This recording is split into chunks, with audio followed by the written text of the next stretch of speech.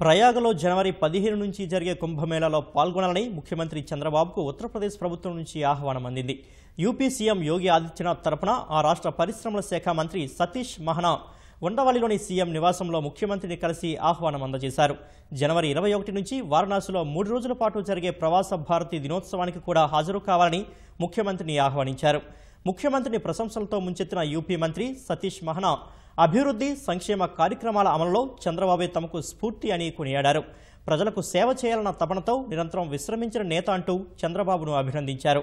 అనునిత్యం ప్రజలకు మంచి చేయడానికి చంద్రబాబు పడుతున్న తపన ఆదర్శనీయమన్నారు. గతంలో హైదరాబాద్లో చంద్రబాబు చేసిన అభివృద్ధిని స్ఫూర్తిగా తీసుకుని తాను యూపీ పట్టణాభివృద్ధి శాఖ మంత్రిగా ఉన్నప్పుడు అమలు చేశానని గుర్తు చేసుకున్నారు. రాష్ట్రాభివృద్ధి పాలనా వ్యవహారాల్లో పాటిస్తున్న విధానాలతో చంద్రబాబును సీఈఓ అని పిలుచుకునేవారమని యూపీ మంత్రి గుర్తు చేశారు.